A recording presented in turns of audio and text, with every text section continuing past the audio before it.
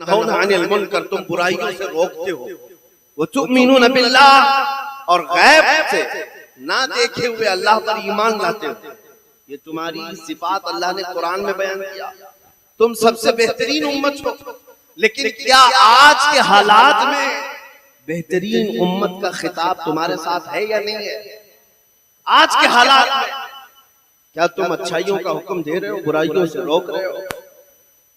बहुत सारे मामलात यहाँ आकर फंस गए मेरे अजीजों। आज जो दुनिया हम सब की तरफ टारगेट बनाकर देख रही है, उसकी कोई तो वजह होगी, कोई तो वजह होगी। एक जमाना ऐसा था कि इटली, डेनमार्क और यूरोप के बड़े बड़े बादशाहों के बेटे उलमाए इस्लाम के पास पढ़ने के लिए आते थे और फख्र करते थे कि हमने उलमा के पास तालीम हासिल की। गैर मुस्लिमों की बात कर रहा हूं।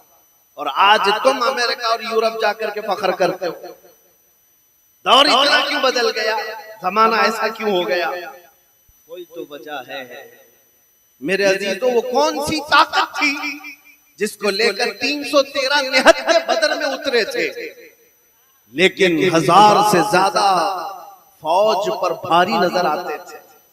वो कौन सी ताकत थी जो कैसर और किसरा को धूल चटा दिया था? वो कौन सी ताकत थी जो सलाहुद्दीन को फातह बैतुल मुकद्दस बनाया था? वो कौन सी ताकत थी जो खालिद बिन वलीद को 125 जंगों में नॉट आउट बगैर किसी शिकस्त के फतह अता किया था? कौन सी ताकत थी? कोई तो ताकत थी जिसको आज हम खोए हुए हैं। कुरान कहता है अन्नबिय्यु औला बिल मुमिनीन मिन अनफुसिहिम। वो ताकत ये थी कि नबी मोमिनों से उनकी जान से ज्यादा करीब हैं, और मोमिन जब तक ये एहसास रखेंगे कि हमारा सब कुछ हमारा नबी है, उस वक्त वो ताकत हमारी वापस आ जाएगी। तुम बहुत दूर नहीं रहते बरेली से मेरे अजीजों। अगर बरेली की परछाइयां तुम पर नहीं पड़ी तो फिर बड़े अफसोस की बात है। दुनिया के कोने कोने में रहने वाले बरेली की छांव में आज इश्क मुस्तफा में जिला पा रहे हैं, और तुम बरेली के बहुत करीब रहते हो तो बरेली का मैसेज तो सुनो। बरेली वाले ने ये मैसेज दिया था, दहन में जुबान तुम्हारे लिए या रसूल अल्लाह, दहन में जुबान तुम्हारे लिए, बदन में है जान तुम्हारे लिए। हम आए यहाँ तुम्हारे लिए या रसूल अल्लाह, उठे भी वहाँ तुम्हारे लिए। हमारा सब कुछ रसूलुल्लाह के लिए है। ये तो 100 साल पहले आला हजरत ने हमें मैसेज दिया था। 100 साल के बाद हमारी आंखों ने उनके एक जानशीन को देखा, ताजु शरिया की शक्ल। आपने तो देखा होगा, करीब रहते हैं। ताजु शरिया ने 100 साल के बाद भी हमें यही मैसेज दिया, जिंदगी ये नहीं है किसी की किसी के लिए, जिंदगी ये नहीं है किसी की किसी के लिए, जिंदगी है नबी की नबी के लिए।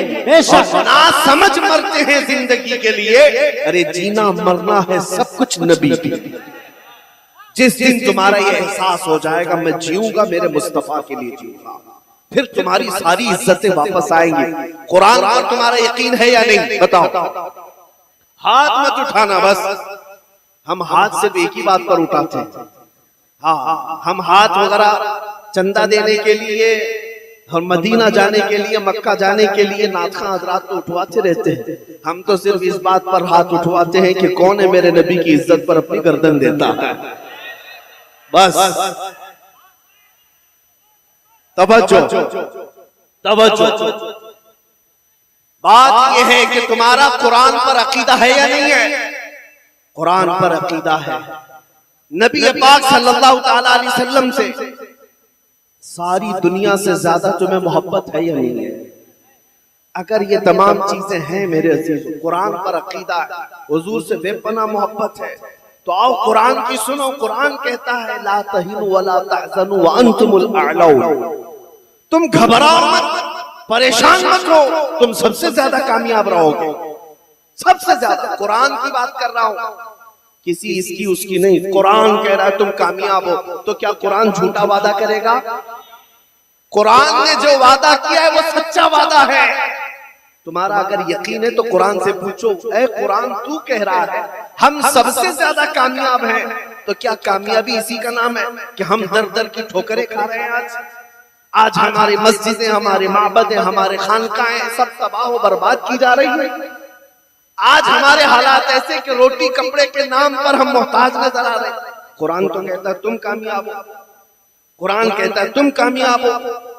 तो हमने कुरान से पूछा फिर कामयाबी किसे कहते हैं? कुरान ने कहा आगे की बात पढ़ ले, इन कुंतुम मुमिनीन, अगर तुम ईमान वाले हो। फिर हमने पूछा ईमान किसे कहते हैं?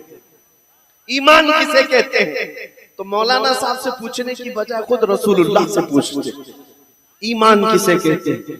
नबी पाक फरमाते हैं ला युमिनु अहदुकुम हत्ता अकूना अहब्बा इलैहि मिन वालिदिही व वलदिही वन नासि अजमईन।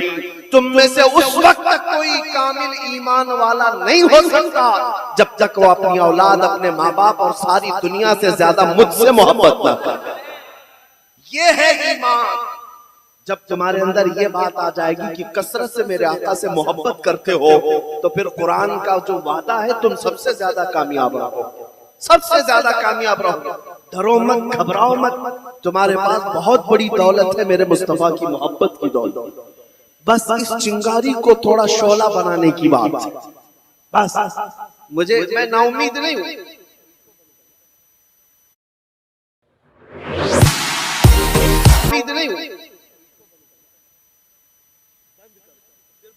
इस वाले का यू को बिल्कुल बंद कर दो, यू को बंद कर दो इस वाले। हाँ, मैं सिर्फ और सिर्फ आप तमामी हजरात को ये बात बताना चाहता हूं कि नबी पाक सल्लल्लाहु ताला अलैहि वसल्लम से अगर जान से ज्यादा मोहब्बत हो जाए तो कुरान का जो वादा है वो कामयाबी का वो वादा बिल्कुल बरहक है। क्योंकि कुरान ने जब वादा किया था, सहाबा ने वो वादा देखा है। वो बगैर चप्पल के आए थे बदर में, बगैर साजो सामान और बगैर तलवारों के आए थे। एक सहाबी हजरत सुहैल कहते हैं हमारे पास तो ऐसी तलवारें थी जिससे सब्जी भी नहीं कट पाती थी। लेकिन बद्र के मैदान में एक सहाबी हजरत उकाशा कहते हैं मेरे पास तो कुछ भी नहीं था बस सिवाय मेरे मुस्तफा की मोहब्बत के। आया मैदान में, कहा या रसूल अल्लाह मैं भी मैदान में उतरता हूं, मेरे पास कुछ साजो सामान हथियार नहीं। हुजूर पाक ने फरमाया कोई लकड़ी पड़ी तो लाओ। वो कहते हैं खजूर के तने की एक सूखी हुई लकड़ी मेरे हाथ में आई, मैं नबी पाक के पास दिया। हुजूर पाक ने अपना हाथ उस लकड़ी पर फेरा और कहा जाओ इसी से लड़ो। हजरत उकाशा कहते हैं वो सूखी लकड़ी लेकर मैं मैदान में उतरा, उसी से कई काफिरों को मारा। वो तलवार से ज्यादा असर करती थी। मेरे अजीजों, ये मदद जो सहाबा को आई थी वो इश्क मुस्तफा की बदौलत। उनका यकीन था रसूलुल्लाह की जात पर कि हम नबी के पीछे हैं, उतरना हमारा काम है, फतह देना मौला की शान है, रब ताला की शान है। इसीलिए आपको पता है जब इराक फतह हुआ 300 सहाबा थे साद इब्ने अबी वक्कास के साथ। ये सहाबी का अकीदा तो देखो, सहाबी रसूल हैं। जब इराक फतह हुआ तो उनको ईरान भी जाना था। इराक और ईरान के बीच में दरिया दजला है, क्रॉस करने के लिए कोई ब्रिज नहीं। ईरानी फौज ने सारे पुल तोड़ दिए थे कि कहीं ये मुसलमान इधर से क्रॉस करके आ ना जाए। सारे पुल तोड़ दिए। साद इब्ने अबी वक्कास का हौसला ना तोड़ सके, अपने साथियों से कहा कि चलना है। सबों ने कहा चलना तो है लेकिन दरिया है, दरिया है, कोई पुल नहीं, कोई ब्रिज नहीं। दरिया दजला कोई तालाब का नाम नहीं है, दुनिया की एक बहुत बड़ी नदी का नाम है। गहराई भी ज्यादा है, चौड़ाई भी ज्यादा है। साद इब्ने अबी वक्कास का हौसला फिर भी पस्त नहीं।